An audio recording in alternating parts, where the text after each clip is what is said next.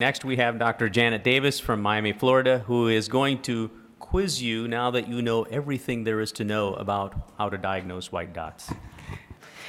So making the diagnosis, case examples, this is not, I hope, just pattern recognition, but something that you really have to look at the image and analyze it. No financial disclosures.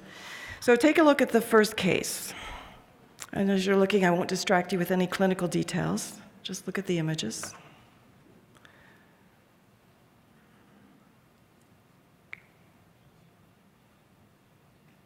Okay, now consider the diagnoses that are offered. Choose one.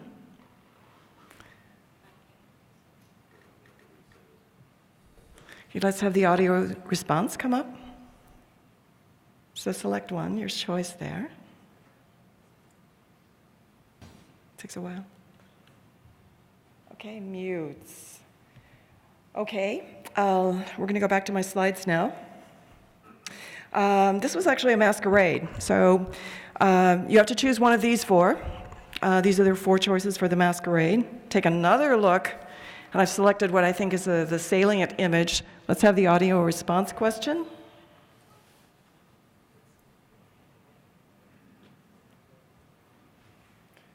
Okay, so the answer is, back to my slides, please. This is a primary vitreoretinal lymphoma. There are a lot of spots, but remember the spots in lymphoma that are underneath the retinal pigment epithelium are hyper autofluorescent, but it's very important to correlate them with these lesions underneath the retinal pigment epithelium, and you can go one-to-one with the autofluorescence to the RPE if you wish. This is the second case. So take a look at the images, think. It's not pattern recognition. Okay. All right. Here are your choices. So look at the picture again and select something. Okay, I think it's actually me that's striking out here because this is not, I need to go back to my slides now. This is a masquerade. This is choroidal lymphoma. Notice that an ICG in another case is always very effective in showing the lesions. And if you think about what you saw about birdshot in the last couple of lectures here, this does not follow a radial distribution along the large choroidal veins, and the choroid is extremely thick. These are helpful things.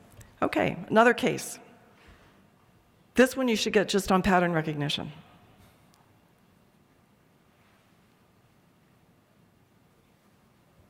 Okay. So these are your choices. Hold off on your slides. Think about what you want to choose here. Now you can go to audio response, audience response. Let's have your choice.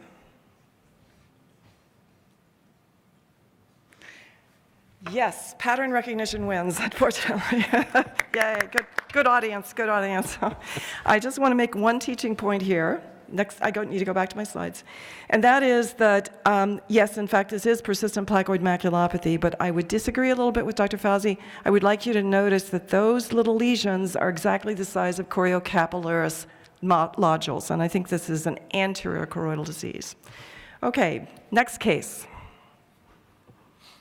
Different modalities, they're not being identified for you. You have to decide what's what. Is it an autofluorescence or an FFA or... Okay, got it? Okay, these are your choices.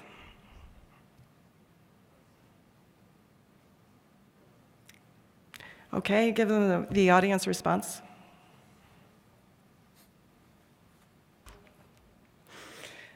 Okay, all right. Well, okay, so we wanted them to be challenging, but not totally mysterious. This is a masquerade. I need my slides. It's a masquerade. That was a masquerade. Here's the picture again, the one that I think is most important. Which masquerade is it?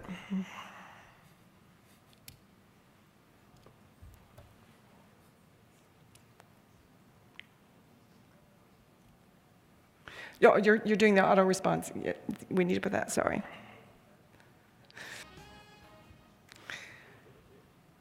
Okay. All right, this is, I need my slides back. Sorry.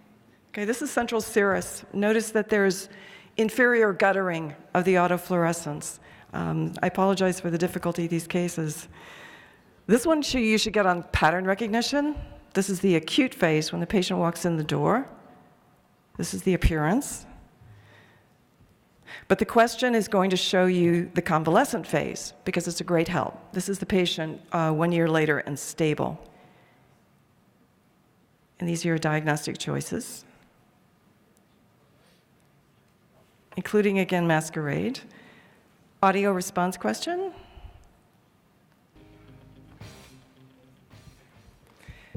Very good. Pattern recognition again comes to the fore. This is Azor. Back to my slides.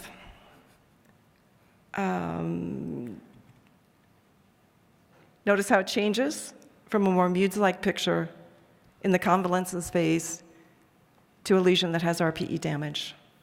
Case 6, this one unfortunately is, I will admit in advance, it's very difficult.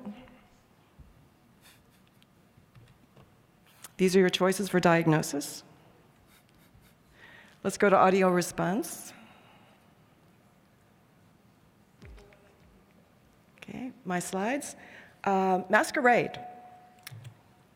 This is a vitelliform maculopathy, and it's what happens when you have interference with the gene product of the BEST1 gene. The top patient has a variant in the BEST1 gene, and the bottom patient has anti-bestrophin antibodies. This is subretinal lesion, not under the retinal pigment epithelium.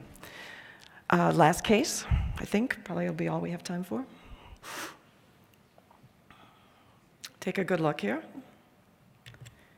These are your choices.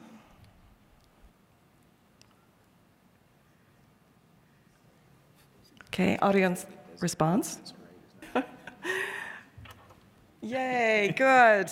Okay, let's go to my slides. Which Masquerade? Don't think you're going to get off so easily. You have to get the right answer now. Okay, audience response.